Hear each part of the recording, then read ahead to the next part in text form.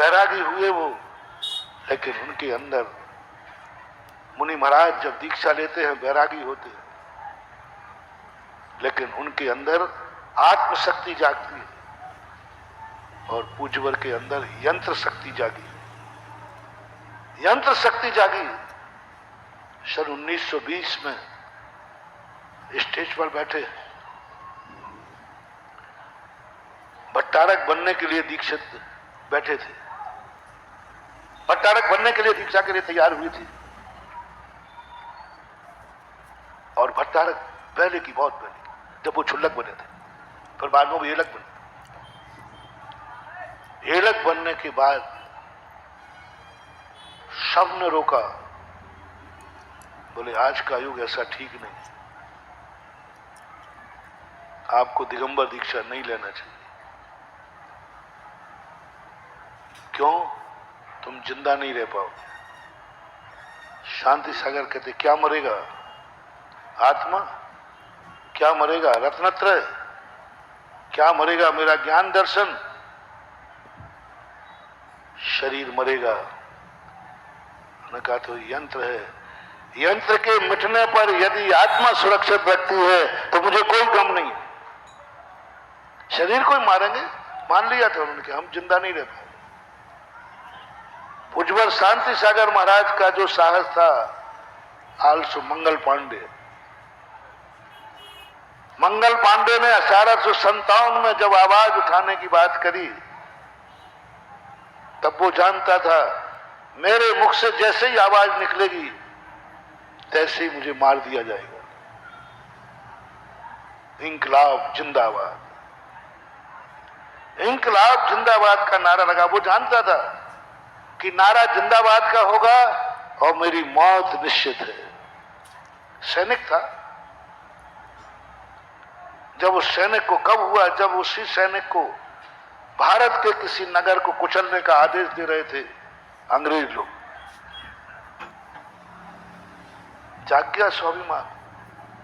आज मैं अपने देश को अपने हाथों से कुचलूंगा, अपने नागरों की हत्या अपने हाथ से करूंगा। आज मुझे आदेश दे दिया, बस उसने जो उन्होंने कमांडर ने आदेश दिया, उसने बंदूक ऊपर उठाया, इंकलाब जिंदाबाद। 7 कदम निकल पाया, शूट कर दिया गया, मर गया। 7 कदम चल पाया था मंगल का। उसने मरते समय कहा, ये मुझे मालूम था कि मैं मरूंगा, लेकिन मुझे गर्व है कि मैं मर रहा हूं जिंदाबाद का नारा लगा करके। मैं मर रहा हूं जिंदाबाद का नारा लगा करके। और 1957 की वह आवाज सन 1947 में स्वतंत्रता के रूप में परिवर्तित हुई। 90 साल लगे, लेकिन उस आवाज का आज क्या असर है? उस मंगल पांडे की एक आवाज का असर है कि आज अपन यहां स्वतंत्रता से जी रहे। वो शांति सागर महाराज को सबने कहा था, आप जिंदा नहीं रह पाएंगे। 1 दिन, 2 दिन, 4 दिन, 10 दिन आप नहीं जिंदा रहे। उनका कोई बात नहीं, मैं 1 दिन जिंदा रहूं, लेकिन मैं इस पंचम काल में कुंद कुंद की वाणी को सत्य करके रहूंगा कि पंचम काल में भी मुनि व्रत हो सकता है। बड़े दुष्म काले, पूज्यवर ने कहा कुंद कुंद में, पंचम काल में भी मुनि अवस्था है। और यहां तो 600 साल हो गए, मुनि कोई देखने में नहीं आ रहा। मैं मरूंगा तो मर जाऊंगा। जानते थे मरना निश्चित है, कोई नहीं, लेकिन महान आत्माएं वो है। एक रात कम जिए तो हैरत क्या, हम उनमें से हैं जो मसाने जला के जिए। एक रात कम जिए तो हैरत क्या, हम उनमें से हैं जो मसाने जला के जिए। पूज्यवर शांति सागर महाराज ने कहा ठीक है, मरेंगे और क्या होगा, शरीर ही मरेगा ना। जो मैं रत्नत्रय ले रहा हूं, जो मैं रत्नत्रय ले रहा हूं, ये नहीं मरेगा। और मैं आत्मस्वरूप हूं, अपदृष्टो भय, जो मैंने प्रारंभ में कहा था, सम्यक दृष्टि यंत्र की तरफ जाएगा, लेकिन आत्मशक्ति जागृत करेगा।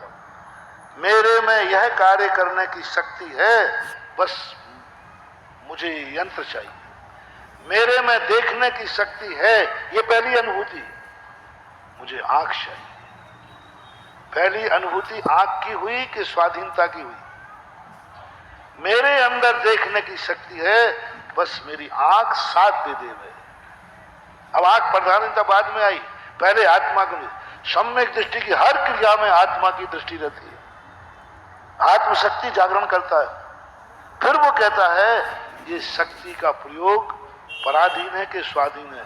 पराधीन है। यंत्र शक्ति जाग गई। तो बोले यंत्र शक्ति है, शरीर ही जाएगा ना। मैं रत्नत्रय लेके मरूंगा, मैं मुनि व्रत लेके मरूंगा, उसमें शरीर कमाना पड़ सकता है, मंजूर है। कौन पढ़े? कौन पढ़े? लोग प्रतिदिन देखते थे, आज तो कोई अंग्रेज मार देगा। अंग्रेजों को तो क्या लगता, एक दिन, 2 दिन, 3 दिन, 7 वर्ष हो गए। 7 वर्ष हो गए। लोग कपड़े लगा के चलते थे, ऐसे चिटाई करके सबको घेरा रखे, सबको चारों तरफ से घेर लेते थे। ऐसे शांति से अगर खड़े हो जाते, बोले दूर से कपड़ा पहनना या पास से होना क्या फर्क पड़ता है? तुम भी कपड़े पूरे शरीर में मशीन से सिल दिए हैं कि ऊपर ऊपर के? बोलो ना, ऊपर ऊपर लटके? नहीं नहीं, मशीन में चमड़ी में मिला दिया है कपड़ा तुमने। तुम्हारा कपड़ा 1 सेंटीमीटर शरीर से दूर होगा, क्या दूर है? महाराज ने कहा मेरा कपड़ा 2 फुट दूर है। आवरण कैसा? इसकी तो दिशाएं ही अंबर हैं, और दिशाएं अंबर है ना, तो चटाई चलेगी ना, पलाई चलेगी, और ना कपड़ा चलेगा। वो वहीं खड़े हो जाते, लोग विनती करते, चले जाते। 7 वर्ष के बाद की 7 वर्ष तक ये कार्य चलता रहा। और फिर वो अकेले ही मुनि नहीं रहे, पर मुनि बनते गए। वीर सागर, पाय सागर, 18 मुनि दीक्षाएं उन्होंने दी। 7वें वर्ष में जब वो कहा, लोगों ने कहा महाराज जी सम्मेद शिखर की यात्रा आप कर लें, करने की भावना थी महाराज की, चर्चा करते थे। लोग कहते नहीं महाराज, दक्षिण भारत में फिर भी तुम बच जाओगे, उत्तर भारत में तो बचनी मुश्किल है। आप कल्पना नहीं मत करना, ये उत्तर भारत तो हो सकता है 2 खतरनाक चीजें। महाराज ने कहा ठीक है, देखता हूं। जब चलने की बात महाराज ने कहा, मेरा मन कर रहा है सम्मेद शिखर की यात्रा करने, तो एक पंडित ने सलाह दी कि महाराज अंग्रेजों से तो शायद आपका कुछ नहीं बिगड़ेगा, क्योंकि यहां भी अंग्रेज लोग हैं और आपको 7 साल, लेकिन मालूम वहां जैनी अंग्रेज हैं। और जैनी अंग्रेज किसको कहा? पंडितों को, जैन पंडितों को। चाणक्य चक्रवर्ती में लिखा, उत्तर भारत के ये जैन पंडित हैं, ये अंग्रेजों से खतरनाक हैं, ये मुनियों के बहुत कुतर्की हैं, मुनिचर्या को नहीं मानते हैं, और मुनिचर्या पर प्रश्न उठाएंगे दुनिया भर के। आपके साथ शंका चौका चलेगा, जनता चलेगी, इसी पर उठाएंगे, क्योंकि उत्तर भारत उस समय पंडितों का गढ़ माना जाता था। एक आध देवता सिद्ध करो, और देवता जब सिद्ध हो जाएगा, कोई पंडित बोलेगा तुम यूं कर देना, वो किलित कर देना। उज्जवल ने क्या गजब, जब मैंने ये प्रसंग पढ़ा चाणक्य चक्रवर्ती का, गजब, बड़ा आनंद आया। उज्जवल क्या कहते हैं, अरे ये पंडित, तू पंडित होकर तेरा मिथ्यात नहीं गया, मिथ्यात नहीं गया। मैं अपने मुनिवृत्त की रक्षा करने के लिए इन असंयमी देवताओं के सामने विनती करूंगा, इनसे कहूंगा कि बचाओ मुझे, मैं मरते मर जाऊंगा, लेकिन असंयमियों की साथ याचना नहीं करूंगा। आज जो साधु लोग भी क्षेत्रपाल पद्मावतियों को सिद्धि करने के लिए मर रहे हैं, वे सुने आद्य गुरु पूज्यवर शांति सागर महाराज के वाच। असंयमी देवी देवता, इन असंयमी देवी देवताओं को हम नमस्कार करें, इनको सिद्ध करें, इनको याचना करने कहें? नहीं, मैं उनका भक्त नहीं हूं, मैं उनको नहीं जानता हूं। मेरा रत्नत्रय है, मैं मरना पसंद करूंगा लेकिन देवताओं को सिद्ध करना पसंद नहीं है। चाहते तो कुछ बार सिद्ध कर सकते थे,